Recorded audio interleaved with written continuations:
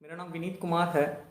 मैं जयनगर नामक शहर से ज़िला मधुबनी बिहार से ताल्लुकात रखता हूँ। यहीं मेरा जन्म हुआ और यहीं पे मैंने अपनी प्रारंभिक शिक्षा प्राप्त की। मैं 2017 बैच का मैं आईपीएस अधिकारी हूँ, बिहार कैडर। और वर्तमान में मैं एज एन एएसपी प्रोफेशनल ज़िला भागलपुर बिहार में अपनी डिस्ट्रिक्ट प्रैक्टिकल ट्रेनिंग कर रहा हूँ। मैं आज मैं यहाँ पे आपके साथ अपनी सिविल सर्विस से जुड़ी जर्नी को मैं शेयर करना चाहूँगा। मैंने क्या सीखा है और क्या मेरे द्वारा सीखी गई चीज़ों को मैं कैसे आपसे शेयर करूं ताकि आपके शायद कुछ काम आ सके। तो मैं स्टार्ट करता हूं। जैसा कि मैंने आपको बताया कि मैं एक छोटे से कस्बे से बिलोंग करता हूं जो आधा ग्रामीण आधा शहरी है। शिक्षा की फैसिलिटीज़ वैसी ही हैं जैसे उत्तर बिहार के किसी भी छोटी जगह पे होती है। तो मैंने अपनी प्रारंभिक शिक्षा प्राप्त की। तो पढ़ाई में मैं ठीक था। बहुत ये तो नहीं कह सकता कि काफ़ी अच्छे नंबर आते थे, पोजीशंस आती थी मुझे। तो अपने स्टेट की 8th क्लास की बोर्ड में मैंने अपने सब डिवीज़न में टॉप किया था। तो देन आफ्टर घर की फाइनेंशियल सिचुएशंस कुछ अच्छी नहीं थी। मेरे पापा की एक छोटी सी दुकान थी। तो दुर्भाग्यवश मेरे पापा की तबीयत ख़राब हो गई, उनको स्ट्रोक आया और वो पैरालाइज्ड हो गए। ये जब मैं 8th क्लास में था तब की बात है। तो मेरे भैया जो थे वो 9th क्लास में थे। तो हम दोनों काफ़ी पास पास ही हमारा जन्म हुआ था। तो घर की जवाबदेही आ गई अचानक से, फाइनेंशियल क्राइसिस आ गई।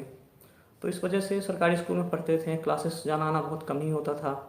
तो एक आध ट्यूशन कहीं कर ली या फिर दुकान पे ज़्यादातर समय पढ़ना होता था। तो इस तरह से मैंने करीब 7वीं के बाद यानी 8वीं 9वीं 10वीं तक शायद मुझे रेगुलर क्लासेस का मौका नहीं मिला, एक आध ट्यूशन्स को छोड़ के। तो ऐसे चलता रहा। फिर मैंने 10th क्लास में भी अपने सब डिवीज़न जो मेरे स्कूल था वहाँ मैंने टॉप किया। तो जाहिर सी बात है कि मेरे एम्बिशंस थे कि मुझे आईआईटी करना है, इंजीनियरिंग में इंटरेस्ट था मेरा, मार्क्स अच्छे आते थे, टीचर्स इनक्रेज करते थे। लेकिन मैंने देखा 10th के बाद कि घर की फाइनेंशियल सिचुएशन ऐसी नहीं थी कि मुझे कहीं बाहर भेजा जा सके, कोटा जैसी जगह पर मुझे अफोर्ड किया जा सके। तो इसको देखते हुए मुझे लगा कि शायद ये मौका है जब मैं अब मुझे कुछ ऐसी जॉब टेकअप करनी चाहिए जहाँ मैं फैमिली को सपोर्ट कर सकूँ, उनकी इनकम को मैं ऑगमेंट कर सकूँ फैमिली रिस्पॉन्सिबिलिटीज़ के लिए। तो तब तक मेरा +2 हो गया, +2 अपीयरिंग में था मैं। तो मैंने सोचा कि +2 लेवल पे क्या जॉब मुझे मिल सकती है। तो मुश्किल था।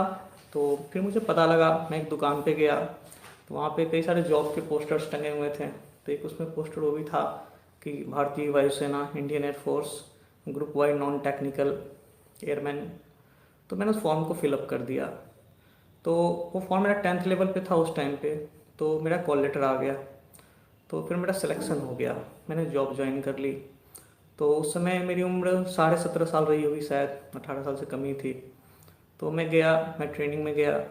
तो ट्रेनिंग काफ़ी अच्छी रही मेरी।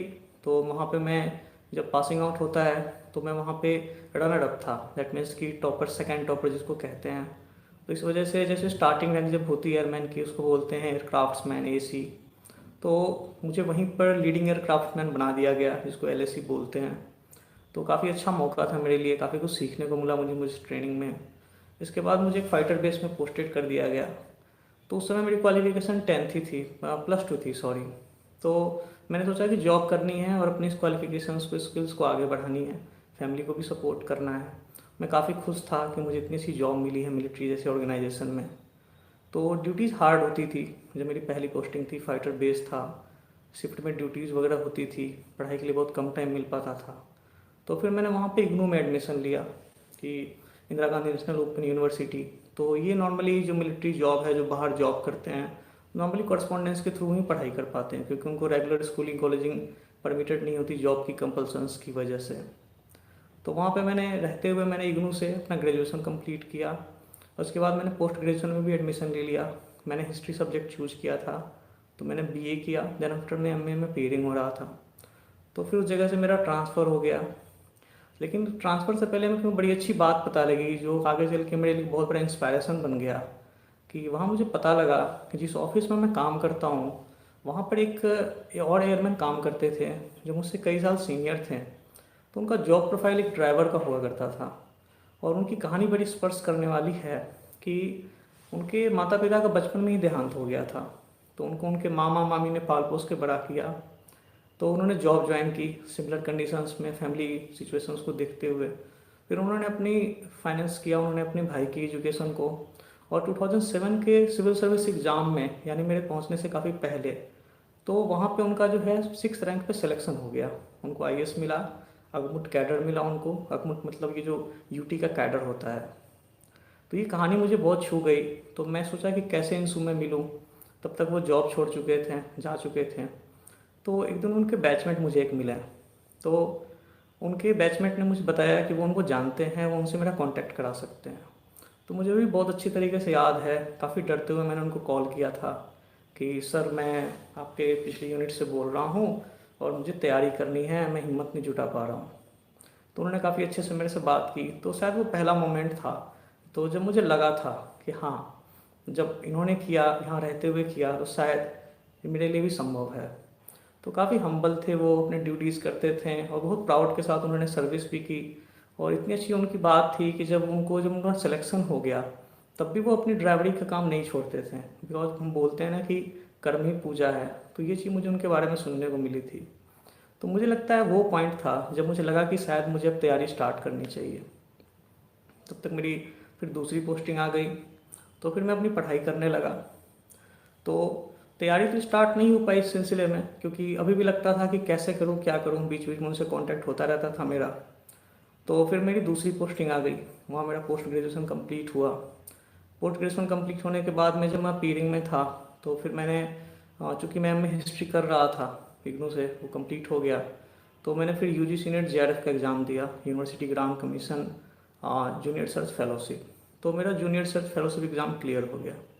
तो मेरे मन में एक उम्मीद जगी कि अब तक तो मुझे रेगुलर स्कूलिंग कॉलेजिंग का मौका मिला नहीं है, तो जूनियर रिसर्च फेलोशिप एक अच्छी चीज़ मानी जाती है। 3-4 हज़ार सारी वैकेंसीज होती हैं।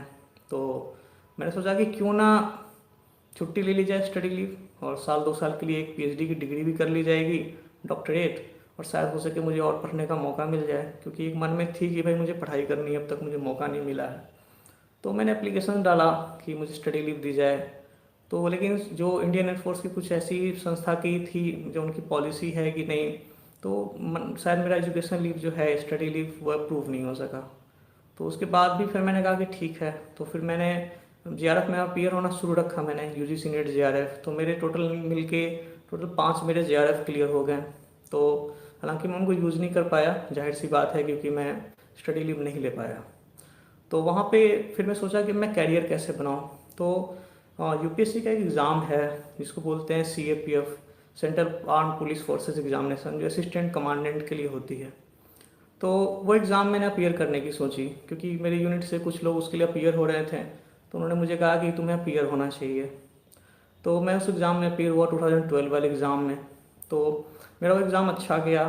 2013 में मेरा इंटरव्यू हुआ, और 2013 में जब रिज़ल्ट आया तो काफ़ी खुशी हुई मुझे कि मेरा जो है ऑल इंडिया 14th रैंक था, और 14वीं रैंक के साथ मुझे CISF अलॉट हुआ था, सेंट्रल इंडस्ट्रियल सिक्योरिटी फोर्स।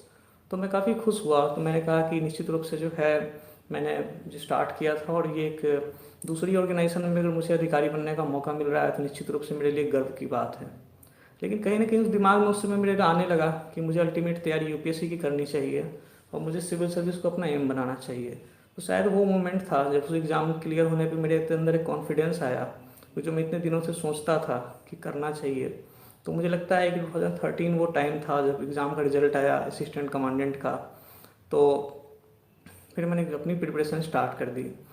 तो तब तक जो जिनका मैंने जिक्र किया है कि जो हमारे एक सीनियर थे, एयरमैन थे, जो आईएएस बने, तो उनसे मेरा ईमेल के थ्रू कांटेक्ट था। तो गाइडेंस उनसे मिलता रहा मुझे। फिर वहाँ पे एक बहुत अच्छी चीज़ ये हुई कि तब तक मैं और भी ट्राई कर रहा था। तो 2014 में फिर मेरा सिलेक्शन, चूँकि मैं एयरफोर्स में एज एन एयरमैन था, ग्रुप वाई नॉन टेक्निकल में। तो वहीं पर जो है मेरा सिलेक्शन जो है, फिर मेरा सिलेक्शन वहाँ पे परमानेंट कमिश्निंग के लिए हो गया। तो परमानेंट कमिश्निंग के लिए अब मेरे पास दुविधा आ गई कि मेरे पास जो है मैं क्या करूं। मैं असिस्टेंट कमांडेंट के लिए जाऊं, या मैं फिर as an flying officer air force academy में ट्रेनिंग करने के लिए जाऊं। तो वो भी ब्रांच काफ़ी अच्छी मिल रही थी, एडम FC बोलते हैं, कि administration and fighter control branch. तो जो मेरे साथ वाले जो सिलेक्टेड थे, तो उनको भी वही ब्रांच मिला था। तो फिर मैंने पता किया, तो परमानेंट कमिश्निंग जो होती है वहाँ सेंट्रल गवर्नमेंट के ऐसे रूल्स हैं कि सिविल सर्विस में उनको अलाउ नहीं होता है। तो चूँकि मैंने अल्टीमेट एम लिया था कि मुझे यूपीएससी करना है, सिविल सर्विस करना है मुझे, तो मैंने सोचा कि नहीं, इससे बेहतर है कि मैं असिस्टेंट कमांडेंट के लिए अपीयर हो जाऊँगा। तो तब तक मेरी फिर तीसरी पोस्टिंग आ गई। तो इस टाइम मेरी जो पोस्टिंग थी वो आई थी आपको, एक जम्मू कश्मीर में ग्लेशियर प्लेस है, तो वहाँ पे आई, हाई एल्टीट्यूड एरिया बोलते हैं उसको। तो मौसम थोड़ा एडवर्स होता है वहाँ पे, कि आपको वहाँ पे बर्फ़ हो गई, खाने पीने में दिक्कत आती है क्योंकि हाई एल्टीट्यूड होता है, ऑक्सीजन की कमी होती है, फ्रॉस्ट बाइट की समस्या, हेल्थ संबंधित इशूज, और आने जाने का जो सबसे रिलायबल आप कह सकते हैं मोड ऑफ ट्रांसपोर्ट वो होता है ओनली एयर ट्रांसपोर्ट। तो जब मैं वहाँ पे था तो ऐसी सिचुएशन आई 2014 में, शायद जून का महीना था, मैं अगर याद कर सकता हूँ, कि जून के महीने में ऐसा हुआ कि अब मेरे पास एक तरफ हाथ में कॉल लेटर था कि मैं एयरफोर्स एकेडमी जाऊं और अपनी उसी ऑर्गेनाइजेशन में एज एन फ्लाइंग ऑफिसर, मैं ट्रेनिंग फ्लाइंग ऑफिसर अपने कैरियर की नई शुरुआत करूं। और दूसरी तरफ मेरे पास पोस्टिंग ऑर्डर्स थे कि आपको जम्मू कश्मीर में एक हाई एल्टीट्यूड एरिया में जाना है, ग्लेशियल प्लेस जहाँ पे काफ़ी बर्फ़ पड़ती है। तो मैंने सोचा कि मुझे क्या करना चाहिए। तो मैंने कहा कि नहीं, मैं इसके लिए नहीं जाऊंगा, बेहतर है कि मैं अपनी नई पोस्टिंग पे जाऊंगा और असिस्टेंट कमांडेंट में ज्वाइन करूंगा आगे, क्योंकि उस समय कॉल लेटर आया नहीं था। तो मैंने कहा कि तब तक मेरी तैयारी चलेगी। असिस्टेंट कमांडेंट के एग्ज़ाम में वहाँ की संस्था में ऐसी कोई वो नहीं है सेंट्रल गवर्नमेंट की कि आप ज्वाइन नहीं कर सकते, वो अलाउ करते हैं। तो एक उम्मीद थी, तो मैं चला गया। तो मुझे याद है कि जो मेरी यूनिट थी वहाँ पे, तो मेरी यूनिट के लोगों ने कहा कि भाई क्या हो गया इस लड़के को, जहाँ तुम ऐसी जगह जा रहे हो जहाँ लोग जाना नहीं चाहते हैं, तो अब तुम्हें चले जाना चाहिए। अब तुम से नॉर्थ इंडिया में पोस्टेड हो, तुम्हें हैदराबाद जाना चाहिए। तो इतना अच्छा तुम्हें मिल रहा है, तुम्हें एक आर्म फोर्सेस में ऑफिसर की लाइफ मिल रही है, एक अच्छा सा ब्रांच मिल रहा है फाइटर एडम एफसी का, और दूसरी तरफ तुम जा रहे हो ऐसी जगह पे जहाँ तुम एज एयरमैन भी रहोगे, मौसम की मार भी झेलोगे, और तुम एक अनसर्टेनिटी को चूज कर रहे हो, क्योंकि तुम अब अगले ऑर्गेनाइजेशन में तुम कब जाते हो, कब ज्वाइन करते हो। लेकिन मुझे ऐसा लगा कि वो बोलते हैं ना कि listening the call of heart, तो मुझे ऐसा लगा कि नहीं, ये मैंने इसको पैशन के रूप में लिया है, और अगर मुझे जाना चाहिए, तो फिर मैंने कहा कि नहीं, मैं अपनी नई जगह पोस्टिंग जाऊंगा। तो फिर मैं चला गया वहाँ पे। तो इसके बाद फिर वो कॉल लेटर आया फिर, जो असिस्टेंट कमांडेंट में सीआईएसएफ का। तो थोड़ी सी लीगल हर्डल्स आ गई थी, कुछ पॉलिसी इशूज आ गए हुए थे, तो मुझे दिल्ली हाई कोर्ट को अप्रोच करना पड़ा उसके लिए।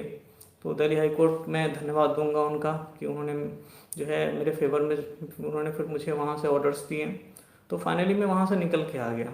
तब तक क्या हुआ कि जो असिस्टेंट कमांडेंट की सीट थी वो मेरे लिए रिजर्व कर दी गई थी, क्योंकि ट्रेनिंग स्टार्ट हो चुकी थी, और जब इस प्रोसेस को मैंने एंड किया तब तक काफ़ी, मुझे लगता है 2 3 4 महीने निकल चुके थे शायद। तो मैं आ गया फिर वहाँ से, मैं छूट, मेरे एयरफोर्स का भी जॉब मैंने छोड़ दी, मैं वहाँ से वापस आ गया। तो मेरे पास ऑप्शंस थे कि जब तक कॉल लेटर नहीं आ रहा सीआईएसएफ का तब तक मैं क्या करूँ। तो चूँकि मेरी तैयारी चल रही थी तो मैंने कहा कि मुझे इसको कंटिन्यू करना चाहिए, और जब मेरा कॉल लेटर आएगा तब मैं उस समय डिसाइड करूँगा, क्योंकि अभी तो मेरे पास कुछ नहीं है। तो बड़ा डिफ़िकल्ट टाइम था वो। तो मुझे याद है कि उस समय कई लोगों ने क्वेश्चंस किए हैं, फ्रेंड्स ने, रिलेटिव्स ने, कि हाँ भाई तुमने क्या किया, एक ग्रुप सी जॉब होती है एयरमैन की, ग्रुप वाई नॉन टेक्निकल, एक तुमने वो छोड़ दी, एक तुमने उसी ऑर्गेनाइजेशन में ऑफिसर बनने का अपॉर्चुनिटी थी, तुमने वो छोड़ दी। अब जो नई कॉल लेटर आएगी, कब आएगी नहीं आएगी, तो तुम दो दो क्लास वन जॉब तुम छोड़ रहे हो, एक तुम्हारी जॉब ऑलरेडी थी वो चली गई, तो अब तुम क्या करोगे। तो मैंने कहा ठीक है, कुछ नहीं होगा, लास्टली तो फिर सिविल सर्विस की तैयारी कर ही रहा हूँ, देखता हूँ मैं। तो एक थोड़ा सा लगा, और लगा मेरे रिलेटिव्स फ्रेंड्स सबको कि क्या कर रहा है, एक अनसर्टेनिटी की तरफ ये जा रहा है। तो मैंने कहा कि ठीक है, लेकिन फैमिली का काफ़ी सपोर्ट था, खासकर मेरे बड़े भैया का। तो उस समय तक मेरे बड़े भैया का selection central excise and customs में एज एन इंस्पेक्टर हो चुका हुआ था। तो बिल्कुल चट्टान की तरह उनका सपोर्ट था मेरे पीछे कि नहीं, तुम अपने सपने को तुम परस्यू करो, और जो है तुम्हें अपने सपने को ही परस्यू करना चाहिए, तुम लोगों की बातें मत सुनो। तो फिर मैं दिल्ली चला आया। तो दिल्ली आने के साथ मन में ये था कि मुझे तैयारी तो करनी है, लेकिन कहीं ना कहीं एक मेरे अंदर वो थी, कशिश थी कि मैंने कभी रेगुलर स्कूलिंग कॉलेजिंग की नहीं है। 8th क्लास के बाद से स्कूलिंग ढंग से नहीं हुई थी, कॉलेजिंग भी नहीं के बराबर हुई थी, और ग्रेजुएशन, मेरी पोस्ट ग्रेजुएशन भी फिर हुई कॉरेस्पॉन्डेंस के थ्रू हुई थी। तो मेरे मन में था कि मैं दिल्ली आ गया हूँ तो क्यों मैं दिल्ली यूनिवर्सिटी में कुछ ऐसा कोर्स कर लूँ, ताकि एक मेरी वो भी ख्वाहिश पूरी हो जाए कि मुझे कभी रेगुलर स्कूलिंग कॉलेजिंग का मौका ना मिला, सीखने का भी मौका मिलेगा कुछ नई चीज़, और साथ साथ मेरी तैयारी तो चल ही रही है। तो दिल्ली आने के बाद फिर मैंने वहाँ पे दिल्ली यूनिवर्सिटी में masters in philosophy, MA philosophy का एक कोर्स, मैंने उसमें एंट्रेंस टेस्ट दिया। हालांकि मैं हिस्ट्री सब्जेक्ट से हूँ, मैंने फ़िलासफ़ी कभी पढ़ी नहीं थी, लेकिन जो क्वेश्चंस आए थे वो ऐसे क्वेश्चंस आए थे जिन पर लिखा जा सकता था, तो वो मैंने एंट्रेंस दे दिया। और सरप्राइजिंगली मैं ऊपर वाली की से मैं दया मानूंगा कि मेरी फ़र्स्ट रैंक आ गई उसमें। तो फर्स्ट रैंक आ गई तो मुझे फिर Hindu college Delhi university allot हो गया। साथ ही मुझे वहाँ पे एक गार्ड हॉस्टल है वहाँ पे दिल्ली यूनिवर्सिटी का, one of the most prestigious, मुझे वहाँ पे सीट मिल गई। तो मैंने वहाँ पे एडमिशन ले लिया। तो 2015 में मेरा सिविल सर्विस का मेरा प्री क्लियर हुआ। फिर उस समय मैंने मेंस दिया, इंटरव्यू दिया फिर मैंने। तो उस समय फिर क्या हुआ कि मेरा फाइनल सिलेक्शन नहीं हो पाया 2015 वाले अटैम्प्ट में, मेरिट लिस्ट में मैं कुछ एक नंबरों से मैं रह गया। तो मैंने एनालाइज़ किया अपने आप को कि मैं कहाँ कमी है मेरे अंदर, मैं कैसे इम्प्रूव कर सकता हूँ अपने आप को। तो फिर मैंने 2016 का एग्ज़ाम दिया, और 16 के एग्ज़ाम में मैं फिर मेरा आईपीएस में सिलेक्शन हो गया 16 के एग्ज़ाम में, और मुझे बिहार कैडर मिला, मैंने ट्रेनिंग की। तो इसमें मैं ये आपको कहना चाहता हूँ कि ये जो मैंने जर्नी की है, मैंने तैयारी की, चाहे मेरे कोई भी एग्जामिनेशंस रहे हैं, तो ये मैंने सेल्फ स्टडी से किया। और 2016 के एग्ज़ाम में मैंने पिछली गलतियों से सीख के मैंने कुछ एक टेस्ट सीरीज ज्वाइन की थी। टेस्ट सीरीज मैंने क्वेश्चन पेपर्स के लिए रिटन टेस्ट सीरीज ज्वाइन की, और इंटरव्यू के लिए मैंने कुछ एक इंस्टीट्यूट्स की मॉक इंटरव्यू ज्वाइन किया था मैंने। तो इसके अलावा मेरी जो भी प्रिपरेशन रही है मैंने सेल्फ स्टडी के ही थ्रू रही है। और मैं आपको बताना चाहूँगा कि मेरा जो ऑप्शनल सब्जेक्ट है वो हिस्ट्री रहा है। एक और समस्या जो मैंने फेस की वो थी मीडियम को लेके, क्योंकि मेरी जो ग्रेजुएशन पोस्ट ग्रेजुएशन थी वो बिल्कुल हिंदी मीडियम से थी, मैं हिंदी मीडियम का स्टूडेंट रहा था। तो जब मैंने एग्ज़ाम के लिए तैयारी करना चाहा तो मुझे ऐसा लगा, क्योंकि मैं न्यूज़पेपर्स वगैरह पढ़ रहा था इंग्लिश में, तो एक टाइम लगा कि कहीं ना कहीं मुझे इंग्लिश मीडियम ले लेना चाहिए, क्योंकि टाइम के साथ मैं उसमें ज़्यादा कंफर्टेबल हो रहा था। तो उसमें फिर कई बार हुआ कि दोस्तों ने कहा कि नहीं, मीडियम चेंज मत करो, मीडियम चेंज करोगे दिक्कत आएगी। नॉर्मली लोग मीडियम चेंज नहीं कर पाते हैं। हिंदी मीडियम है तो हिंदी मीडियम ही अटैम्प्ट होते रह जाते हैं, इंग्लिश है तो फिर इंग्लिश में। तो बड़ा डिफ़िकल्ट वो मोमेंट था जब मैंने हिंदी से इंग्लिश की ओर ट्रांजिशन किया, और मैं फॉर्चुनेट हूँ कि वो एक स्मूथ ट्रांजिशन था निश्चित रूप से मेरे लिए। मेरा ऑप्शनल सब्जेक्ट हिस्ट्री है, हिस्ट्री में मैंने ग्रेजुएशन भी की, हिस्ट्री में मैंने पोस्ट ग्रेजुएशन भी की थी कॉरस्पॉन्डेंस से, और साथ साथ में दिल्ली यूनिवर्सिटी से, जैसा मैंने बताया आपको कि मैं एमए फ़िलासफ़ी परस्यू कर रहा था हिंदू कॉलेज से, फैकल्टी में क्लासेस चलती थी तो मैं बीच बीच में जाता था। मैं निश्चित रूप से रेगुलर नहीं हो पाया क्योंकि टाइम बहुत कम होता था, एग्ज़ाम की तैयारी भी करनी पड़ती थी। तो मैं अक्सर क्लास जाया करता था, और मुझे लगता है कि one of the finest moment थे मेरे लाइफ के, जब दिल्ली यूनिवर्सिटी के इतने अच्छे अच्छे टीचर्स प्रोफेसर्स जब क्लास में लेक्चर देते थे, और जब मैं क्लास में बैठता था तो मुझे लगता था कि शायद जो मेरी जो एक कशिश थी कि मेरी रेगुलर स्कूलिंग कॉलेजिंग नहीं हुई है, तो कहीं ना कहीं मुझे लगता था कि वो चीज़ अब पूरी हो रही है। तो मुझे लगता है वन ऑफ द मोस्ट, कहते हैं कि जो मेमोरेबल मोमेंट थे वो दिल्ली यूनिवर्सिटी के वो क्लासेस थे, एमए फ़िलासफ़ी की फैकल्टी की क्लासेस थी वो। तो ये मेरी जर्नी थी। ऑप्शनल मेरा हिस्ट्री है, तो जाहिर सी बात है आप लोगों में कुछ लोग जानना चाहेंगे कि शायद मैंने हिस्ट्री के लिए कौन सी किताबें पढ़ी हैं। तो मेरी लिस्ट बड़ी कम होती थी, तो मेरी कोई अथॉरिटी नहीं है, एग्ज़ाम इतना बड़ा है कि मैं आपको कोई बड़े बड़े सजेशंस दे पाऊँ। तो जो मैंने फॉलो किया वो मैं आपको सजेस्ट करना चाहूँगा, और मैंने क्या मिस्टेक की वो मैं आपको बताना चाहूँगा कि आप उन मिस्टेक्स को ना दोहराएं, ताकि आप इम्प्रूव कर सकें, आपका रिजल्ट आए तो बेहतर आए, और आपका रिजल्ट जो है जल्दी आए।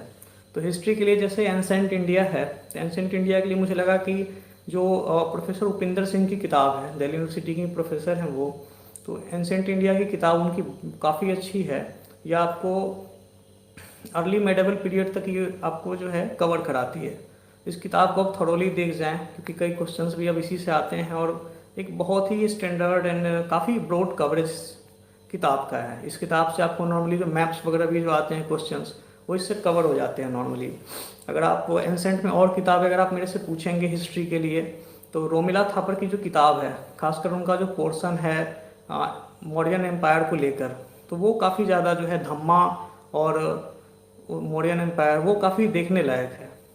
तो तीसरा अगर आप मेरे से पूछेंगे कि और कौन सी किताब पढ़ी जाए, तो एक जो ब्रिटिश राइटर थे एल बासम, तो उनकी एक बड़ी अच्छी किताब है the wonder that was India. तो कई लोग इसको कोट भी करते हैं अपने एसेज वगैरह में भी। तो मुझे लगता है एज एन इंटरेस्ट आप उसको ज़रूर पढ़ सकते हैं। तो एक बेसिक फाउंडेशन आपको मिल जाएगा कि कैसे कॉलोनियल हिस्टोरियंस ने जो एंसेंट इंडियन हिस्ट्री है कैसे उसको देखने की उन्होंने कोशिश की थी। रही बात अगर मैं मेडिवल इंडिया की तरफ मैं आना चाहूँगा, तो मेडिवल इंडिया में कई सारे लिस्ट हैं किताब की। इम्तियाज़ अहमद हैं, हबीब हैं, चाहे वो आपको सतीश चंद्रा है। तो मैंने सतीश चंद्रा की किताब ली थी। तो यहाँ मैं आपको कुछ ठोस सजेस्ट नहीं कर पाऊंगा इसलिए क्योंकि काफ़ी गैप मिलता है। जो अर्ली मेडिवल आप में आएंगे, चाहे आप जब जैसे जैसे आगे बढ़ेंगे मेडिवल इंडिया में, तो आपको गैप मिलेगा। तो मैं आपको सजेस्ट करूँगा कि इग्नू के जो नोट्स होते हैं ग्रेजुएशन के, तो वो आपको उसका भरपूर इस्तेमाल करना चाहिए। साथ साथ एक वेबसाइट है हिस्ट्री की जिसको मैंने काफ़ी यूज किया है, काफ़ी यूजफुल लगा मुझे। जो गैप होते हैं, कई ऐसे टॉपिक्स आते हैं जो आपको कहीं किताब में नहीं मिलेंगे, तो आप उसको, वेबसाइट का नाम है selfstudyhistory.com। मैं फिर से रिपीट कर रहा हूँ, वेबसाइट का नाम है selfstudyhistory.com। तो ये वेबसाइट काफ़ी यूजफुल है। कुछ एक टॉपिक्स आपको यहाँ मिल जाएंगे जो आपको शायद किताबों में ना मिले। तो अगर आप मॉडर्न इंडिया की बात करें, तो जो हिस्ट्री ऑप्शनल के स्टूडेंट हैं, तो उनको मैं बताना चाहूँगा कि जो शेखर बंदोपाध्याय की किताब है पलासी टू पार्टीशन, वो one of the most standard book है हिस्ट्री के लिए। आप निश्चित रूप से इस किताब को पढ़ें। ये किताब आपको जो अब तक की जो हिस्ट्री का ट्रेंड चल रहा है, एक तरह का पाथ ब्रेकिंग ट्रेंड इसमें देता है ये किताब, और आपको नई नई कॉन्सेप्ट से ये आपको अवगत कराता है। इसके बाद बिपिन चंद्रा की जो टाइम टेस्टेड किताबें हैं, इंडियाज स्ट्रगल फॉर इंडिपेंडेंस और इंडिया सिंस इंडिपेंडेंस, इस सेलेक्टेड चैप्टर्स आपको पढ़ने पड़ेंगे मॉडर्न इंडिया को कवर करने के लिए। सुमित सरकार को भी आप रेफर कर सकते हैं, खासकर उनके कुछ एक इशूज जो हैं, चाहे वो इंडिया में कम्युनिज्म को लेकर हैं, लेबर मूवमेंट्स को लेकर हैं, पीजेंट मूवमेंट्स को लेकर हैं, किसान आंदोलन जिनको आप कहते हैं, तो काफ़ी ज़्यादा जो है वो उन्होंने कवर किया है इस चीज़ को।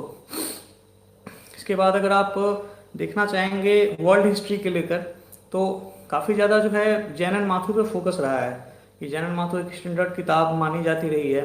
लेकिन हाल के वर्षों में कुछ ऐसा ट्रेंड आया है कि क्वेश्चंस इनोवेटिव्स वगैरह आ रहे हैं। तो एक नॉर्मन लोवे की किताब है, मैं फिर से रिपीट करूंगा, फॉरेन ऑथर है ये, नॉर्मन लोवे। तो इनकी किताब है आपको मास्टरिंग मॉडर्न वर्ल्ड हिस्ट्री। ये काफ़ी अच्छी किताब है। और कुछ एक टॉपिक्स के लिए आप अर्जुन देव की किताब को भी रेफर कर सकते हैं। तो कुछ अगर आपको टॉपिक्स इन किताबों में नहीं मिलते हैं तो कृपया आप गूगल पे जाइए या selfstudyhistory.com पे जाइए, यहाँ पे आपको ये चीज़ें मिल जाएंगी। मैप की प्रैक्टिस अवेलेबल वहाँ पे बुक्स होती हैं, स्टैंडर्ड बुक्स होती हैं, प्रैक्टिस होते हैं मैप्स के। आप निश्चित रूप से मैप्स की प्रैक्टिस करें क्योंकि पूरे 50 नंबर का मैप आता है। तो अगर आप मैप की अच्छी प्रैक्टिस कर लेते हैं तो निश्चित रूप से ये पेपर काफ़ी स्कोरिंग हो जाएगा पेपर 1 आपके लिए। तो मैप्स में आजकल जो ट्रेंड चल रहा था, तो वो ट्रेंड अब आजकल ब्रेक हो गया है। ऐसी ऐसी साइट्स दी जाती है, पूछी जाती हैं जो शायद आप ना जानते हो। एग्जाम्पल के लिए छत्तीसगढ़ में कोई न्यूलिथिक साइट, तो जो इस्टेब्लिश ट्रेंड था कि हड़प्पन सभ्यता के कुछ एक चुनिंदा जगह पूछे जाने, कुछ एक जनपद पूछे जाने, तो ये सब चीज़ें आजकल जो है यूपीएससी ने एक इनोवेशन स्टार्ट किया है। तो हिस्ट्री के मैप खासकर ज़्यादा चैलेंजिंग हो गए हुए हैं। तो मैं स्टूडेंट्स को बोलना चाहूँगा, जो भी कैंडिडेट हिस्ट्री ऑप्शनल के साथ तैयारी करना चाहते हैं, कि अपना आप स्ट्रॉन्ग एरिया मैप को बनाएं, क्योंकि जो 50 नंबर के मैप हैं वो काफ़ी अहमियत रखते हैं।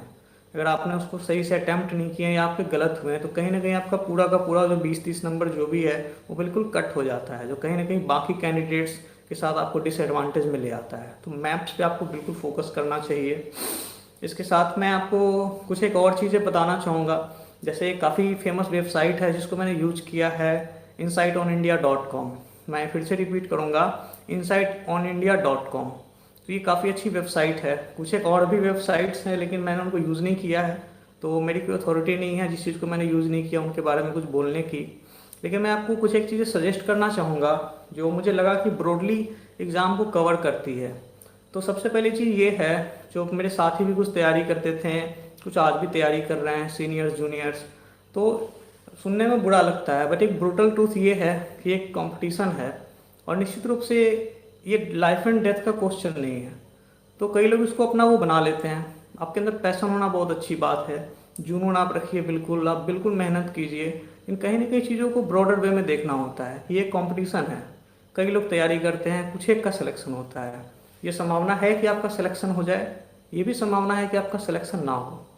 तो निश्चित रूप से जो है आपको एक हेल्दी स्पिरिट में इस एग्ज़ाम को लेना पड़ेगा, अदरवाइज आप कहीं ना कहीं जो है अवसाद से ग्रसित हो जाएंगे। मैंने कई कैंडिडेट्स को देखा है, तो ये दिक्कत आती है। मुझे लगता है कैंडिडेट्स को ये ध्यान रखना चाहिए जब इस एग्ज़ाम की वो तैयारी स्टार्ट करते हैं, एग्ज़ाम के जब फेज में होते हैं, जब पता लगता है कि कभी पीटी नहीं हुआ, कभी मेंस नहीं हुआ, तो ये जो टूटने उठने का क्रम चलता है, तो उनको याद रखना होगा कि अगर कोई संस्था यूपीएससी का ये अटेम्प्ट देती है तो कहीं ना कहीं वो भी इस चीज़ को रिकोगनाइज करती है कि कहीं ना कहीं आपके अंदर इम्प्रूवमेंट की गुंजाइश है, तभी आपको इतने अटैम्प्ट दिए जाते हैं। तो आप निश्चित रूप से मेहनत के साथ, ईमानदारी के साथ अपनी गलतियों को देखें। अगर आपको ज़रूरत है कोचिंग की, अगर आपको ज़रूरत है कहीं मार्गदर्शन की, तो आप ज़रूर लें उस चीज़ को, अपने आप को इम्प्रूव करें।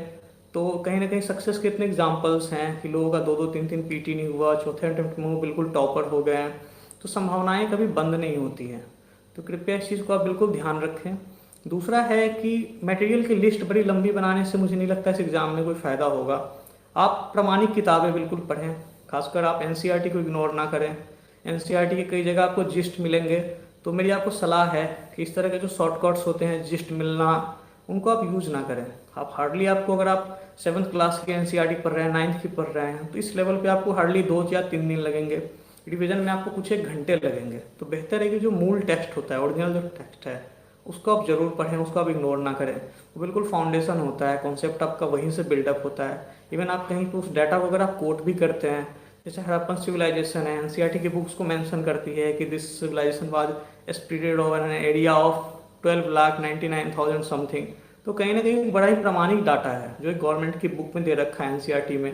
तो वो डाटा आप जो है कहीं ना कहीं आप उसको यूज कर सकते हैं, वो प्रामाणिक डाटा है। तो ये आप कहीं ना कहीं एक आपको एक एज देता है बाकी के ऊपर। दूसरा मैं आपको बोलना चाहूँगा कि लिस्ट को आपको छोटी रखनी है किताबों की। जैसे अगर आप मान लो कि आप कोई भी सब्जेक्ट आप उठा लो, जैसे पॉलिटी है, तो लक्ष्मीकांत की किताब काफ़ी अच्छी है। अगर आपको उसमें और कहीं रेफ़र करना है तो कुछ एक नोट्स मिलते हैं जो आप खुद से देख सकते हैं, खुद से रेफ़र कर सकते हैं। कुछ ऑनलाइन मटेरियल्स आप देख सकते हैं, मैगजीन्स वगैरह आती हैं। तो नॉर्मली मैंने स्टूडेंट्स को ये देखा है कि वो कई सारी मैगजीन लेने लगते हैं। कई कोचिंग इंस्टीट्यूट की मैगजीन लेंगे, जीएस की, फिर एक ही चीज़ को कई बार ये आपका रिपीटेशन हो जाता है। और फिर क्या होता है कि जब उन्होंने किसी पार्टिकुलर मैगजीन को स्टार्ट किया तो 2-3 महीने बाद उसको ड्रॉप कर देते हैं। इसलिए ड्रॉप कर देते हैं कि किसी ने उनको सजेस्ट किया कि ये मैगजीन अच्छी नहीं थी, तुमने तो ये फॉलो करना चाहिए। तो कहीं ना कहीं ये लिथल हो जाता है, आपके लिए घातक हो जाता है। क्योंकि कोई भी इंस्टीट्यूट जब इस तरह का कोई पैकेज स्टार्ट करता है, मैगजीन स्टार्ट करता है, उसके दिमाग में पूरे एग्जाम को लेकर एक आइडिया होता है। तो अगर आप किसी एक को फॉलो करोगे तो लास्ट तक आपको फिर उसका पैकेज मिलता रहेगा। जैसे कोई स्पेशल एडिशन आ रहा है, किसी का एनवायरनमेंट पे वो आ रहा है, सप्लीमेंट्री कुछ आ रहा है, तो आप एक बिल्कुल एक सिरे में चलते रहेंगे। आप अगर आप एक कोचिंग का 1 महीने पढ़ेंगे या एक मैगजीन को दूसरे महीने पढ़ेंगे दूसरी इंस्टीट्यूट का, तो कहीं ना कहीं फिर क्या होगा कि जो उनका जो एक ढांचा है, जो उनका पाठ्यक्रम बना हुआ है पूरे एग्जाम को कवर करके, वो कहीं ना कहीं फॉलो नहीं हो पाता है। तो प्लीज़ आप इस चीज़ से बचें। आप चूज करें कि आपको कौन सी मैगजीन पढ़नी है। 4 मैगजीन पढ़ने से बेहतर है कि आप किसी एक प्रमाणिक मैगजीन को उठाएं, पत्रिका को, और उसी को आप क्या करें, 2-3 बार रिवाइज करें, ताकि जो उसमें दिए गए चीज़ें हैं वो बिल्कुल आपको याद हो जाएं। और मैं आपको बताना चाहूँगा 2-4 और चीज़ें कि टेस्ट सीरीज़ को बिल्कुल अवॉइड ना करें आप। टेस्ट सीरीज़ बहुत इंपॉर्टेंट है। ये टेस्ट सीरीज़ आप कोचिंग में जाकर लेते हैं या मार्केट से खरीद कर आप सॉल्व करते हैं अपने रूम पे, या प्रीवियस ईयर के क्वेश्चंस का प्रिंट आउट लेकर रूम पे सॉल्व करते हैं, ये मायने नहीं रखता। लेकिन आपको लिखने की प्रैक्टिस डालनी पड़ेगी। नॉर्मली मैंने इस एग्ज़ाम में देखा है कि नॉर्मली लोग अपना नॉलेज काफ़ी बढ़ाते हैं कि पढ़ाई खूब चल रही है, पढ़ाई खूब चल रही है, लेकिन जब लिखने की बात आती है तो हम एक कंफर्ट जोन में होते हैं कि जब नॉलेज रहेगी तो हम लिख ही देंगे। तो यकीन मानिए, ये मैंने अपने पहले अटेम्प्ट में देखा है कि अगर आपके पास लिखने की प्रैक्टिस नहीं है, टाइम मैनेजमेंट नहीं है, तो जो भी आपका नॉलेज है वो कहीं ना कहीं फिर सामने एग्जाम के दिन नहीं आ पाएगा। तो आपको लिखना इग्नोर नहीं करना है। तो लिखने की प्रैक्टिस आप बिल्कुल डालें। क्वेश्चन पेपर्स आपको सॉल्व करने हैं। और अगर आपको ज़रूरत आती है, खासकर मैं इंटरव्यू के बारे में बोलना चाहूँगा कि आपको कई बार होता है कि कुछ लोगों के अंदर एक फियर साइकोसिस होता है इंटरव्यू को लेके, शायद उन्होंने कभी फेस किया हो ना किया हो, एग्ज़ाम के दिन या इंटरव्यू के दिन नर्वस हो जाते हैं। तो प्रैक्टिस जो होती है यहाँ पे यही काम आती है। तो मॉक इंटरव्यूज अगर कहीं पे मिल रही है आपको, अगर आप इस चीज़ को ज़रूरी समझें तो आप ज़रूर लें, तो आपके लिए बेहतर होगा अगर आप इसको ज़रूरी समझें तो। दूसरा जो मैंने सीखा है कि अगर सिविल सर्विस एग्ज़ाम के बारे में अगर मैं बोलना चाहूँगा, तो मैंने देखा कि इसके 3 जो है मेन इंग्रेडिएंट हैं। जो पहला हो गया नॉलेज, दूसरा हो गया आपको प्रेजेंटेशन, और थर्ड हो गया आपको प्रैक्टिस। प्रैक्टिस को आप टाइम मैनेजमेंट मान लें तो एक ही बात रहेगी। तो नॉर्मली मैंने देखा है कि अगर आपको कहा जाए कि महत्व के क्रम में, इन ऑर्डर ऑफ इम्पोर्टेंस, अगर आपको ये सजाने के लिए कहा जाए, तो शायद आप पहले नंबर पे नॉलेज को रखेंगे, दूसरे नंबर पे आप प्रेजेंटेशन को रखेंगे, तीसरे नंबर पे आप प्रैक्टिस को रखेंगे। लेकिन मुझे लगता है कि ऑर्डर रिवर्स हो जाता है कि आपको पहले नंबर पे अगर आप मेरी बात पूछें तो मैं कहूँगा कि सबसे पहले आपके लिए सबसे इम्पोर्टेंट है टाइम मैनेजमेंट एंड प्रैक्टिस। दूसरे नंबर पे इम्पोर्टेंट है आपका प्रेजेंटेशन। और सबसे लास्ट में आता है आपका नॉलेज। और मैं इसकी रीजंस आपको दो तीन देना चाहूँगा जो मैंने खुद ऑब्जर्व किया है, कुछ कैंडिडेट्स से मैंने बात की अपने बैचमेट्स से। तो उसमें ज़्यादातर ये देखने को मिलता है कि एग्ज़ाम में जब क्वेश्चन आते हैं तो क्वेश्चन में हार्डली आपके पास 5 मिनट, 7 मिनट, 9 मिनट, 12 मिनट, जो भी मार्किंग के हिसाब से आपके पास टाइम है, आपके पास इतना ही टाइम होता है। जब आपने क्वेश्चन पढ़ा, दूसरी बार पढ़ा, और जब आपने लिखना स्टार्ट किया, शायद आपके 1 से 1.5 मिनट जो हैं वो आपके चले जाते हैं। तो आपके पास हार्डली बचते हैं 5 मिनट, 8 मिनट, 9 मिनट। तो ये ह्यूमनली पॉसिबल नहीं है कि आपके पास जितना भी नॉलेज है और उसको आप जो है किस तरीके से इतने टाइम पे आप लिखेंगे। यहाँ पे अगर आपके अंदर राइटिंग प्रैक्टिस आपकी अच्छी नहीं है, स्पीड अच्छी नहीं है, आपके पास टाइम मैनेजमेंट सही नहीं है, तो होता क्या है कि आप सही ढंग से जो भी नॉलेज आपके पास है वो थॉट आपके निकल के सामने नहीं आएंगे, वो आप पेपर पे नहीं लिख पाएंगे। फिर आपका टाइम ईट होने लगता है कि ये 2-2 मिनट आप डिले होने लगते हैं। ये 2-2 मिनट को डिले अगर आप देख लेंगे, 1 मिनट 2 मिनट का जो डिले होता है, ये आपको लास्ट में काफ़ी कॉस्टली होता है। क्योंकि लास्ट में आप ऑब्जर्व करेंगे तो आपके कुछ एक क्वेश्चन बिल्कुल बिल्कुल छूट गए, क्योंकि आपने नहीं देखा कि अगर 180 मार्क्स के क्वेश्चन हैं, 3 आवर्स हैं, और आप कम से कम 20 क्वेश्चन है, 25 क्वेश्चन, अगर आपने एक एक मिनट भी अगर उसमें से कहीं ना कहीं टाइम मैनेजमेंट में स्लिप किया है तो ये लास्ट में आपको 20-25 और मिनट्स आपको ये कॉस्ट करेगा। इसका एक ही सोल्यूशन है कि आपकी एनफ प्रैक्टिस होनी चाहिए और आपकी एनफ राइटिंग स्पीड होनी चाहिए जो एटलीस्ट लीजेबल हो, लेकिन इतनी ज़्यादा हो कि आप जो आप लिखना चाहते हैं वो आप लिख सकें। प्रेजेंटेशन, ये प्रेजेंटेशन पर मैं ज़्यादा फोकस करना चाहूँगा कि नॉलेज सबके पास होती है। जो भी इस एग्ज़ाम की तैयारी करते हैं, अगर वो ढंग से तैयारी करते हैं, सिलेबस को कवर करते हैं, टेस्ट वगैरह करते हैं, तो एक स्तर के बाद उनकी नॉलेज जो है सो कमो बेश एक बराबर जैसी हो जाती है। हो सकता है किसी के पास साइंस टेक्नोलॉजी जैसे टॉपिक में ज़्यादा नॉलेज हो, किसी के पास हिस्ट्री जैसे टॉपिक पे ज़्यादा नॉलेज है, किसी की पकड़ सोशियोलॉजी पे ज़्यादा है। तो अगर आप उसको डिस्ट्रीब्यूट करेंगे तो बहुत ज़्यादा फ्लक्चुएशन नहीं होता है, अनटिल अनलेस आपने बहुत ज़्यादा मास्टरी ना कर रखी हो किसी टॉपिक पे। यहाँ पे प्रेजेंटेशन ज़्यादा इंपॉर्टेंट रखती है। राइटिंग स्किल जिसको हम बोलेंगे, मैं उसको प्रेजेंटेशन बोलना चाहूँगा कि कैसे आप किसी क्वेश्चन को ग्रैप्स करते हैं, कैसे आप उस चीज़ को समझते हैं और कैसे एग्जामिनर को आप उसको जो है प्रेजेंट करते हैं। तो वो बहुत महत्वपूर्ण है आपके लिए। तो जैसा मैंने आपको पहले बताया, मैं उसी चीज़ को रिपीट करना चाहूँगा कि 3 आपके इंग्रेडिएंट्स मैंने फॉलो किए इस एग्ज़ाम में, जो मैंने ऑब्जर्व किया है कि नॉलेज, देन आफ्टर प्रेजेंटेशन और देन आफ्टर प्रैक्टिस। यहाँ पे इस ऑर्डर को रिवर्स कर दीजिए। सबसे इंपॉर्टेंट है आपका practice, that is the time management. Second है आपका presentation, that is the writing skill. और सबसे लास्ट में आता है आपका नॉलेज। अब निश्चित रूप से आप कहेंगे कि अगर नॉलेज नहीं है तो क्या प्रेजेंट किया जाएगा, क्या प्रैक्टिस की जाएगी। तो ये बात तब के लिए है जब आप यूपीएससी की तैयारी करते हैं, एक बार आपने सिलेबस कवर कर लिया, आपने स्टैंडर्ड्स बुक को एक बार पढ़ लिया, फिर आपने उसको रिवाइज कर लिया, तो आप इस स्तर पे आ जाते हैं कि अब आप क्वेश्चन अटैम्प्ट करने लगते हैं। तो ये चीज़ यहाँ से स्टार्ट होती है। मैं निश्चित रूप से मैं बिल्कुल जो नए स्टार्ट कर रहे हैं तैयारी में उनको नहीं कहूँगा कि आप यहीं से स्टार्ट कर दें। तो ये उनके लिए है कि आप पहले सिलेबस को कवर कीजिए, बढ़िया से एक बार रिवाइज कर लीजिए उस चीज़ को। जब आप देखती हैं कि हाँ, जब आपने देखा कि अब आप एक लेवल पे आ गए हो, तो आप निश्चित रूप से प्रैक्टिस स्टार्ट कर दें। तो ऐसा कभी नहीं होगा, चीज़ें ग्रेजुअली पिकअप होती हैं। तो अचानक से आपकी राइटिंग स्पीड कभी नहीं आएगी, अचानक से आपकी प्रेजेंटेशन में जो कहते हैं एक फाइननेस नहीं आएगा।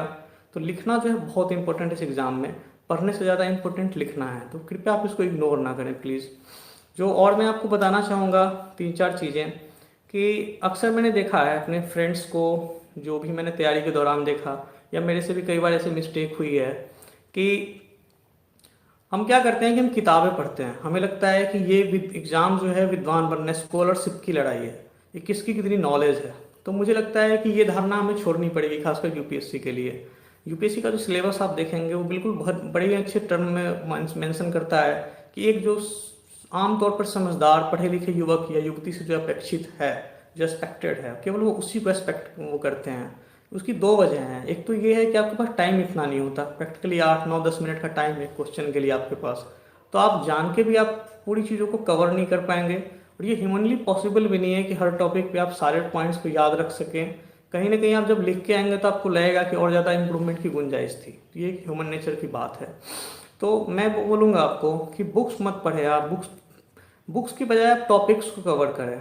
जैसे मैं एग्जांपल आपको दूंगा, जैसे मैं हिस्ट्री ऑप्शनल से हूँ, या जो लोग हिस्ट्री पढ़ते हैं जीएस पर्पज से, जिनका सब्जेक्ट नहीं है ऑप्शनल हिस्ट्री, लेकिन उनको हिस्ट्री की ज़रूरत है, तो अब मैंने देखा है कई लोगों की, उन्होंने बिपिन चंद्रा उठाया या किसी भी स्टैंडर्ड बुक को उठाया, रिगार्डलेस कि सिलेबस क्या कह रहा है, सिलेबस की टॉपिक क्या कह रहा है, वो उसको क्या करते हैं कि शुरू से अंत तक पढ़ जाते हैं।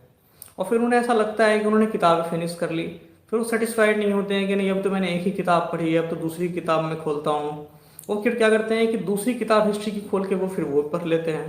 तो एट द एंड क्या होता है कि उन्हें ऐसा लगता है कि जीएस के उस हिस्ट्री पोर्शन को कवर करने के लिए उन्होंने कई किताबें पढ़ ली और उनके पास काफ़ी नॉलेज इकट्ठी हो गई है। तो मुझे लगता है कि ये कहीं ना कहीं स्ट्रेटेजी में कहीं ना कहीं कुछ दिखते हैं।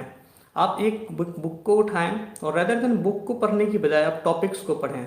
जैसे अगर उसने एक टॉपिक दे रखा है कि for an example art and culture till, for example आप कोई भी टॉपिक ले लो, तो इंडियन आर्ट एंड कल्चर या आर्किटेक्चर टिल मेडावल टाइम, अगर जीएस में ऐसा कोई टॉपिक आया है तो काइंडली आप फोकस करें उसी चीज़ पर कि जो हिस्ट्री की बुक है या आर्ट एंड कल्चर की जो आप बुक पढ़ रहे हो जीएस पॉइंट ऑफ व्यू से, general study point of view से, वो क्या कहता है। अगर वो उतने ही टॉपिक को दे रहा है तो बेटर है आप अपने फॉरवर्ड पॉइंट्स तैयार कर लो। आपके दिमाग में अगर हर एक टॉपिक पे अगर आपके कुछ फॉरवर्ड पॉइंट्स तैयार हैं, कुछ एक बिंदु आपके तैयार हैं, जैसे मैं बताना चाहूँगा कि effect of globalisation on women, अगर सोशोलॉजी का ये टॉपिक है, तो सोशोलॉजी का अगर ये टॉपिक है, जीएस का पार्ट है, तो कई लोग क्या करते हैं, जैसे राम ओझा की किताब ली उन्होंने या कोई भी राइटर, इमिनेंट और राइटर की किताब ली है, तो किताब को शुरू से अंत तक पढ़ जाते हैं। ज़रूरत ये है कि जो टॉपिक की बात की गई है, effect of globalisation on Indian women, उस टॉपिक को देखा जाए, डिफाइन किया जाए ग्लोबलाइजेशन क्या है, कैसे इसने वुमेन को पॉजिटिवली इफेक्ट किया, कैसे नेगेटिवली इफेक्ट किया, जो करंट ट्रेंड क्या चल रहा है, क्या आप रिसेंट कुछ एग्जाम्पल से इसको काफ़ी लाइवली बना सकते हैं अपने आंसर को, क्या आपके अंदर एक एनालिटिकल एबिलिटी है इस चीज़ को टोटलिटी में देखने की। तो मुझे लगता है क्वेश्चन जब पूछे जाते हैं यूपीएससी के, तो इन सब चीज़ों को वो ज़्यादा चेक करते हैं। तो कृपया किताबों को पढ़ने की बजाय आप टॉपिक्स को पढ़ें। अगर आप कोई किताब पढ़ते हैं, कोई टॉपिक मान लो 10 ही आपके काम की है, तो आप फिर बाकी टॉपिक्स को आप अवॉइड कर दो प्लीज़, क्योंकि स्कॉलरशिप की जंग नहीं है ये आपको सिलेबस कवर करना है, टॉपिक्स कवर करने हैं आपको, उन टॉपिक्स पे आपको फॉरवर्ड पॉइंट्स कुछ याद रखने हैं, ताकि कैसा भी क्वेश्चन आए तो जो आपके पास एक नॉलेज का बेस बिल्ड हुआ है उसको बेहतर तरीके से रिप्रेजेंट कर सकें with in that time limit. जो मैंने दोहरा रहा हूँ कि अंत में फिर वही बात आती है आपकी कि प्रैक्टिस, प्रेजेंटेशन एंड नॉलेज। तो ये आपको एक फाइन बैलेंस लेके चलना पड़ेगा इनके बीच में। और जो मैं कहूँगा, शायद सबसे लास्ट जो बात मैंने देखी है कि जब भी आप किसी यूपीएससी के कैंडिडेट से बात करो कि तैयारी करनी है, तो पहला क्वेश्चन उसका यही होता है कि जीएस की तैयारी कैसे करूँ मैं, क्या क्या किताबें पढूं, लिस्ट बनाते हैं लंबी लंबी, या आप किताबें काफ़ी ज़्यादा खरीदते हैं, काफ़ी अप्रीहेंसिव होते हैं कि जीएस कैसे कवर होगा। तो जीएस के आपके 3 पेपर्स हैं, 3 पेपर्स के आप 250 मल्टीप्लाई बाई 3, तो आपके 750 मार्क्स हैं जीएस के। लेकिन आपको ये समझना पड़ेगा कि जो स्टैटिक पोर्शन है, चाहे जहाँ पे आपकी बहुत ज़्यादा अच्छी आपकी ग्रिप हो सकती है, वो इस एग्जाम के 3 पार्ट है जिनको आमतौर पर मैक्सिमम कैंडिडेट नेगलेक्ट कर चलते हैं। पहला आपका ऑप्शनल है, आपका फील्ड है, उसके टॉपिक्स डिफाइंड है, उसके टेक्स्ट डिफाइंड है। नॉर्मली आमतौर पर थोड़े बहुत फ्लक्चुएशंस को आप छोड़ दें कुछ एक सब्जेक्ट्स में, तो क्वेश्चंस भी इतने ज़्यादा नहीं आते जो बहुत ज़्यादा ट्रांसफॉर्मेटिव आ गए कि पिछली ईयर से बिल्कुल 100% चेंज था। तो वो एक आपका कंफर्ट एरिया है ऑप्शनल, और यहाँ पे आपको बहुत ज़्यादा पॉसिबिलिटी है, क्योंकि ऑप्शनल जो है वो आपको इन डेप्थ में पढ़ना है। ऑप्शनल आपका मास्टरी का सब्जेक्ट है, आपने मे बी इसमें ग्रेजुएशन कर रखी हो, पोस्ट ग्रेजुएशन कर रखी हो, या नहीं भी किया हो तो कहीं ना कहीं से आपने कोचिंग ली या खुद से तैयारी की। ऑप्शनल में आपकी एक डेप्थ है, कैसा भी क्वेश्चन आ जाए तो ऑप्शनल को आप निश्चित में बेहतर तरीके से हैंडल कर सकते हैं। और यहाँ पे आप देखेंगे जब भी रिजल्ट आता है तो ऑप्शनल के जो मार्क्स होते हैं उनके फ्लक्चुएशंस आपको काफ़ी देखने को मिलेंगे कि किसी सब्जेक्ट में 320, 320, 30 प्लस मार्क्स आ गए, और कहीं पर कोई कैंडिडेट जो है 230, 240 मार्क्स के साथ भी स्ट्रगल कर रहा है। मे बी वो सेलेक्ट हो जाए, लेकिन जो रैंकिंग है, चाहे रैंकिंग के बाद अगर आपको सर्विस मिलती है, उसमें कैडर का डिस्ट्रीब्यूशन है, तो जहाँ पे एक एक नंबर के लिए कंपटीशन है, तो मुझे लगता है कि ऑप्शनल आपका सबसे स्ट्रॉन्ग एरिया होना चाहिए। आप उसको टोटलिटी में पढ़ें, डेप्थ के साथ पढ़ें, और आप उसमें बिल्कुल कॉन्फिडेंट रहें, क्योंकि आपके जो अल्टीमेट मार्क्स हैं वो ऑप्शनल से उनका बहुत बड़ा क्रूशल रिलेशन है उसके साथ में। सेकेंड पार्ट जो मैं आपको बताना चाहूँगा इस एग्जाम का, जो अदर दूसरा इग्नोर्ड एरिया है, वो है एस्से का। जब भी कैंडिडेट्स से बात की जाती है, जो मैंने भी देखा है, कभी मेरे से भी ये मिस्टेक होती थी कि हम एस्से की बात ही नहीं करते हैं। हम ये सोचते हैं कि जब हम खूब ज़्यादा पढ़ लेंगे, काफ़ी ज़्यादा ज्ञान इकट्ठा हो जाएगा हमारे पास में, तो वहाँ पे हम सोचते हैं कि फिर तो बिल्कुल एस्से लिखेंगे और बिल्कुल जो है अब तो कुछ करना ही नहीं है। इसका मतलब ये है कि कहीं ना कहीं हम ये मिस्टेक करते हैं कि एस्से को हम जोड़ के देखते हैं अपनी नॉलेज से, कि जब हमारे पास नॉलेज बढ़ेगा तो निश्चित रूप से हमारी क्वालिटी एस्से में बढ़ेगी। देखिए, जो मैंने महसूस किया है कि एस्से जो होता है आपका, वो बिल्कुल आपका एक कहते हैं जो यूपीएससी के सिलेबस को आप पढ़ेंगे एस्से को, तो बहुत अच्छे तरीके से 3-4 लाइन में उन्होंने डिफाइन कर रखी है कि एस्से से उनकी क्या एक्सपेक्टेशन है। एस्से आपकी पर्सनालिटी का रिफ्लेक्शन है, आपके थॉट प्रोसेस को कैसे आपने एक क्रमबद्ध तरीके से वहाँ पे सजाया है, तो एग्जामिनर उसको चेक करता है। और मेरा यकीन ही मानिए आप कि अगर आप इसको इग्नोर करेंगे एस्से को, तो अचानक से आप इसको इम्प्रूव नहीं कर सकते हैं। आपको इसको इम्प्रूव करने में महीनों लग जाएंगे। आप हर एक वीक अगर आप एक एस्से लिखते हैं, कोई एक टॉपिक उठा के आप लिखते हैं एक एस्से, या आप आगे चल के 3 घंटे के टाइम में आप 2-2 एस्से को अगर आप मैनेज करते हैं, तो ये आपको बहुत ज़्यादा फ़ायदा मिलेगा इसका। क्योंकि एग्ज़ाम हॉल में जब एस्से मिलते हैं तो कई लोग ऐसे भी होते हैं जिन्होंने तैयारी बिल्कुल नहीं की होती है, तो वो कहते हैं कि मैं एग्ज़ाम हॉल में ही जाके मैं लिखूंगा इस चीज़ को, या मैं लिखूंगी। और कई ऐसे भी कैंडिडेट्स होते हैं जिनको काफ़ी अच्छे नंबर भी आ जाते हैं। तो इसको टेकन फॉर ग्रांटेड लिया जाता है कि एससे की बात तो बाद में देखी जाएगी, पहले जीएस पे फोकस करो। कृपया एससे पे प्लीज़ फोकस कीजिए। एससे ऐसा टॉपिक है आपका, ऐसा पेपर है जहाँ 60 से लेकर 160, 170, 180 तक नंबर आए हैं, और आने वाले को इसमें कई बार काफ़ी कम कम स्कोर भी आते हैं। तो अगर ये 100 नंबर, 60-60, 70-70 नंबर का डिफरेंस है, तो कहीं ना कहीं आपको मेरिट से भी बाहर कर देगा।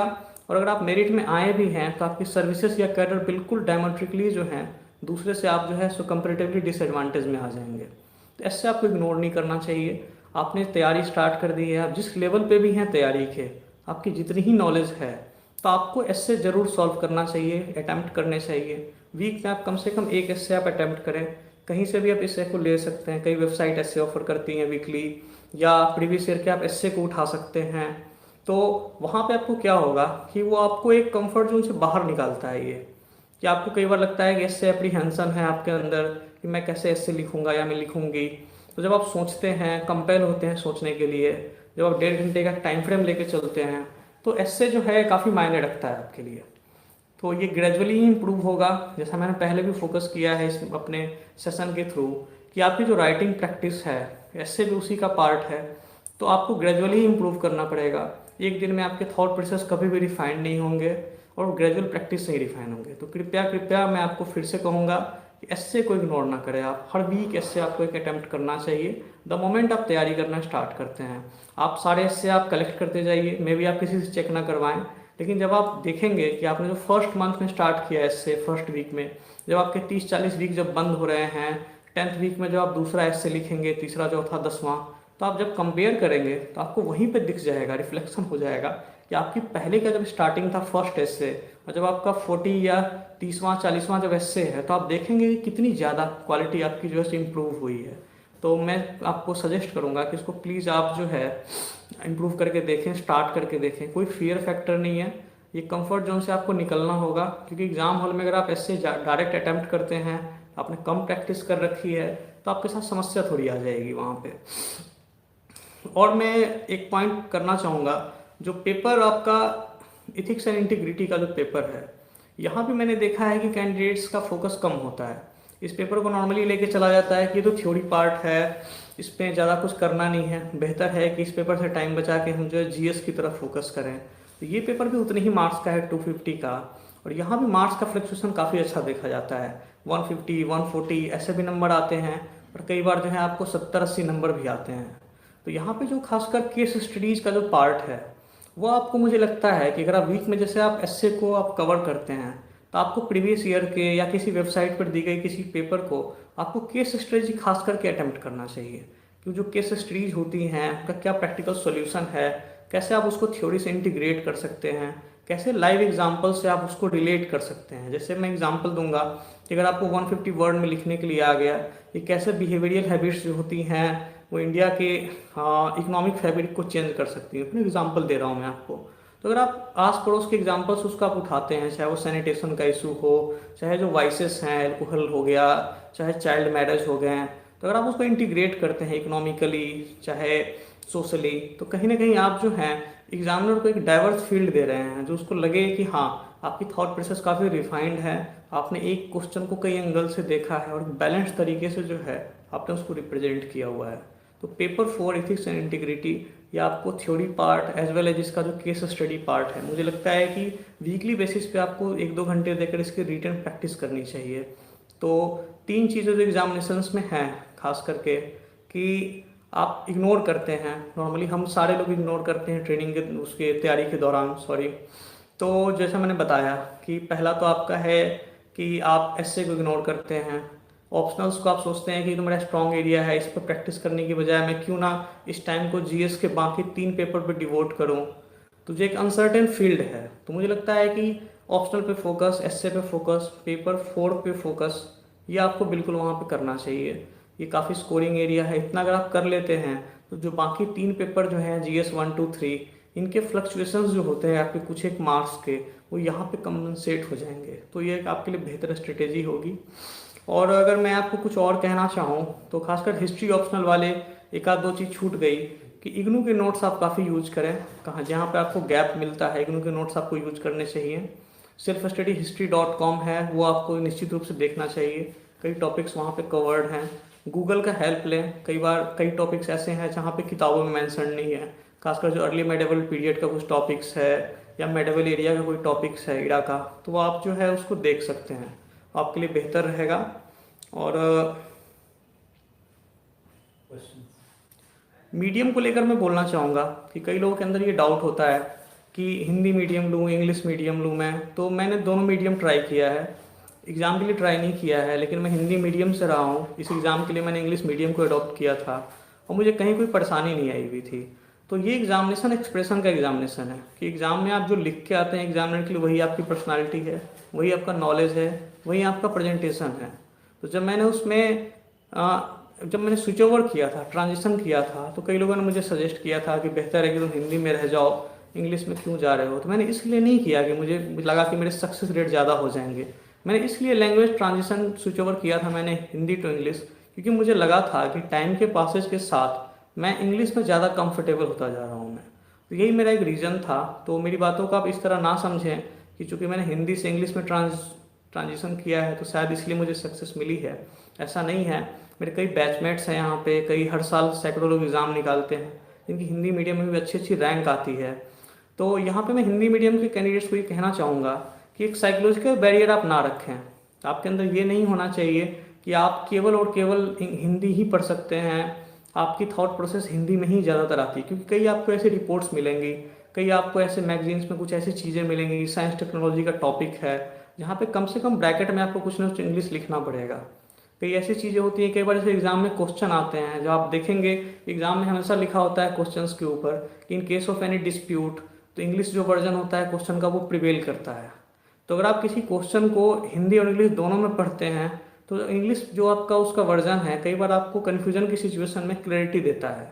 तो ये मैं हिंदी मीडियम के कैंडिडेट्स को एक मैं सुझाव देना चाहूँगा कि आप इतनी अपनी इंग्लिश को ज़रूर बिल्ड कर लें कि आप मटेरियल को बिल्कुल पढ़ पाएँ, एक्सेस कर पाएँ, चाहे वो वर्ल्ड बैंक की कोई रिपोर्ट हो या गवर्नमेंट का कोई डॉक्यूमेंट हो जो एग्जामिनेशन के दौरान आपको यूज में आए, या एग्जामिनेशन में जब आपको पेपर मिलते हैं तो आपको यहाँ पे देखना चाहिए कि उसका इंग्लिश वर्जन क्या कहता है।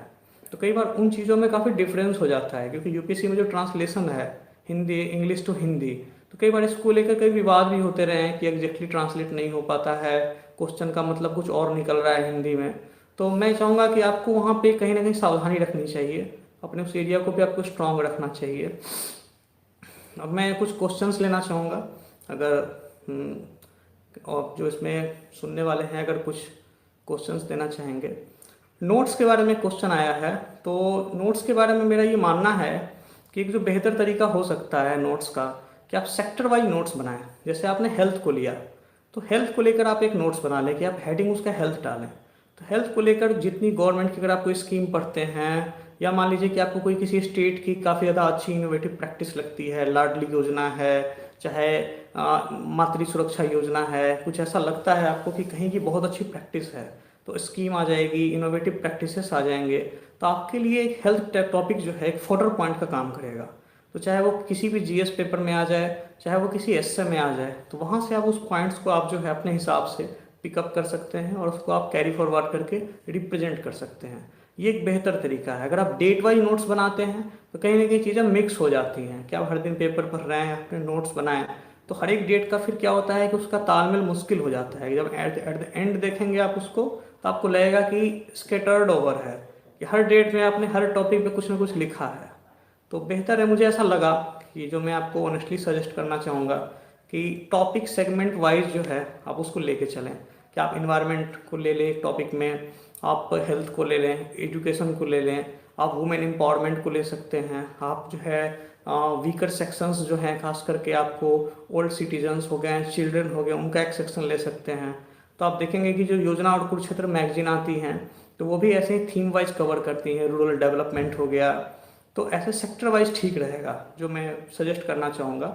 और बाकी आपको जैसा कंफर्टेबल लगे। एट द एंड आइडिया ये होता है कि आपको कवर करना है सिलेबस को, टॉपिक्स को कवर करना है, और उसको अपने हिसाब से पढ़ के आपको इम्बाइब करने हैं, फर्दर पॉइंट्स रिप्रेजेंट कर देना है। इट डजंट मैटर कि आप किस तरीके से कैसे नोट्स बनाते हैं, अपने अपने तरीके होते हैं, हर तरीके को सक्सेस मिली है।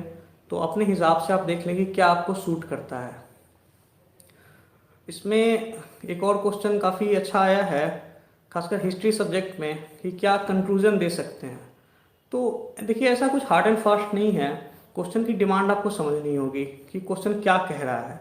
तो क्वेश्चन एक्सप्लेन करने के लिए कह रहा है आपको, या क्रिटिकली एनालाइज करने के लिए कह रहा है, तो आप नेट पे सर्च करेंगे कि यूपीएससी के डिफरेंट डिफरेंट जो इस तरह के वर्ड्स यूज होते हैं उनका एग्जैक्ट मीनिंग क्या होता है, तो आपको मिल जाएगा।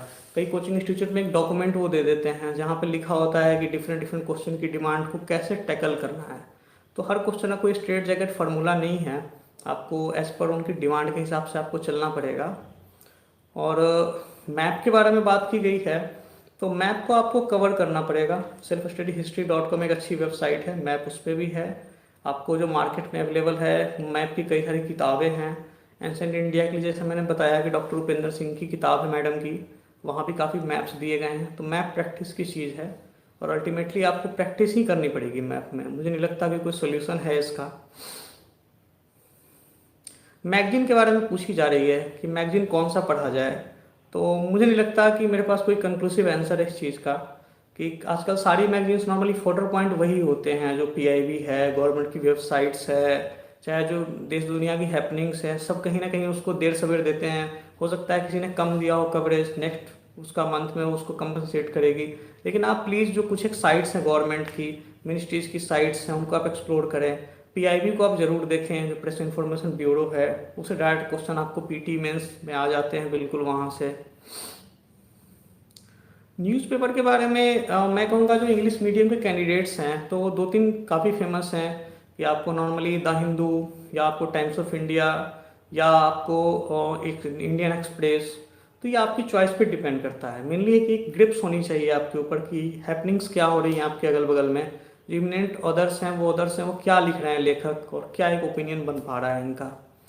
एक क्वेश्चन है स्ट्रेस को लेकर, कि कैसे स्ट्रेस को हैंडल करना है एग्जाम हॉल में। तो प्रैक्टिस इसका एक सॉल्यूशन है। आप अपने कमरे में एक वॉच रखें, 3 घंटे का टाइम लिमिट सेट करें, और उस हिसाब से आपको प्रैक्टिस करनी चाहिए। मुझे ऐसा लगता है कि इसका कोई और सॉल्यूशन नहीं है, कि जितना आप एग्जाम हॉल सिनेरियो में अपने आप को प्रेजेंट करेंगे, एग्जाम हॉल के दौरान उसका टेंशन उतना ज़्यादा आपको कम होता जाएगा, चाहे वो पीटी हो चाहे वो मेंस हो।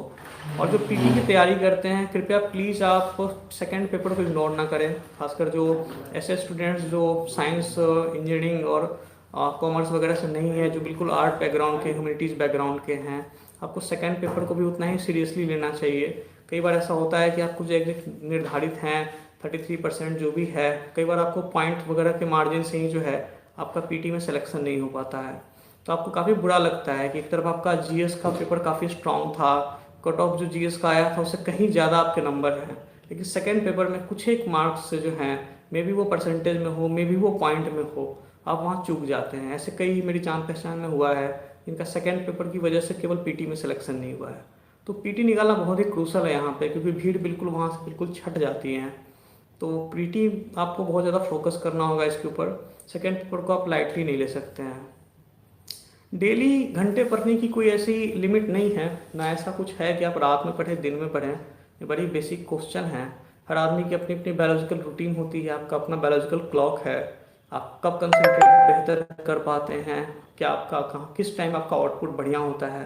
एट द एंड में यही बोलना चाहूँगा आपको कि आपको 3-4 चीज़ें बिल्कुल ध्यान रखनी है, कि आपको किताबें नहीं पढ़नी हैं, आपको टॉपिक्स कवर करने हैं। और टॉपिक्स कवर करने टाइम आपको याद रखना है कि इस टॉपिक से किस तरह के संभावित क्वेश्चन आ सकते हैं।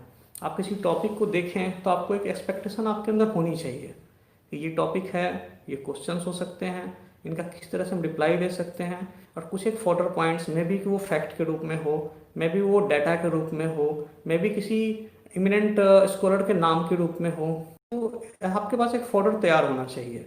और आप टॉपिक्स को कवर करें, सेलेक्टेड बुक्स और सेलेक्टेड चैप्टर्स पढ़ें। और जब एक बार आपका सिलेबस कंप्लीट हो जाए, अगर आपका कोई पर्टिकुलर पेपर 1 कंप्लीट हो गया, आपने सारे टॉपिक्स जो है फेयरली आपने हैंडल किए हैं, फेयरली आपने उसको रिवाइज किया, तो प्लीज़ आप उसकी प्रैक्टिस स्टार्ट कर दें। तो फुल टाइम प्रैक्टिस होती है। जो ऑनलाइन साइट्स वगैरह फॉलो करते हैं, खासकर मैंने देखा कि वहाँ पे क्या होता है कि डेली क्वेश्चंस आपको पुट किए जाते हैं, 5 क्वेश्चन, 6 क्वेश्चन, 7 क्वेश्चन।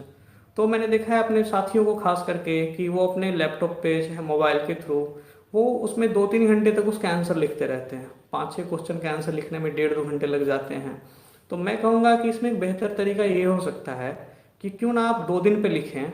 आप 7, 7 और 7, आप 20 क्वेश्चन हैं या 25 क्वेश्चन है जो एग्जाम का बिल्कुल सिनेरियो होता है, आप उनको क्या करें, कट पेस्ट कर लें। एक आप पेज पे उसको कट पेस्ट करके प्रिंट आउट ले लें और वो आपके लिए बिल्कुल एग्जाम हॉल के क्वेश्चन की तरह हो जाता है। और फिर आप उसको 3 घंटे का वॉच रख के, 3 घंटे का टाइम लिमिट जो होता है, आप उसको सॉल्व करें। तो मेरे हिसाब से वो कहीं बेहतर होगा। इससे आपकी राइटिंग स्पीड भी काफ़ी बढ़ेगी, एग्जाम हॉल सिनेरियो भी आपको लगेगा। और ऐसा अगर आपने 100 बार कर लिया, 200 बार कर लिया आपने, तो यकीन मानिए कि एग्जाम में ऐसा कोई भी पेपर आएगा तो आपके अंदर एक कॉन्फिडेंस रहेगा कि मैंने इस चीज़ को इतनी बार दोहरा रखा है, कैसा भी क्वेश्चन आए तो मैं लिख के आऊँगा। एग्ज़ाम के दौरान आपको जब क्वेश्चंस मिलते हैं, आप जो भी जानते हैं प्लीज़ लिखें, क्वेश्चंस को खाली ना छोड़ें आप। और ऐसा नहीं होता, क्योंकि फिर अंत में अर्थमेटिक्स है कि 2 और 2 मिलके 4 होते हैं। तो 2 जो होते हैं, 2+2 वो 4 ऑलवेज एक 3 से बेहतर होता है। तो ऐसा नहीं है कि आप किसी क्वेश्चन को बहुत बेहतर से सॉल्व करेंगे और दूसरे क्वेश्चन को आप बिल्कुल खाली छोड़ देंगे तो कंपनसेट हो जाएगा। ऐसा बहुत कम होता है अनटिल अनलेस कि आपकी क्वेश्चन की क्वालिटी बहुत ही एक्स्ट्रा ऑर्डिनरी एग्जामिनर को इम्प्रेस ना कर जाए। तो ये एक लीथल स्ट्रेटेजी होगी, घातक होगी कि अगर आप कुछ ही क्वेश्चन सॉल्व करके आते हैं और आपको अगर ऐसा लगता है कि मैं कुछ ही सॉल्व करके मैं बाकी क्वेश्चन जो छोड़े हुए क्वेश्चन उनको मैं कंपनसेट कर दूंगा। तो मुझे ऐसा लगता है कि शायद मैंने सारे पॉइंट्स कवर कर लिए हैं। और मेरे साथ बने रहने के लिए आप लोगों का धन्यवाद। कैंडिडेट्स को मैं शुभकामनाएं देना चाहूँगा उनके तैयारी के लिए, और ढेर सारी शुभकामनाएं। जय हिंद।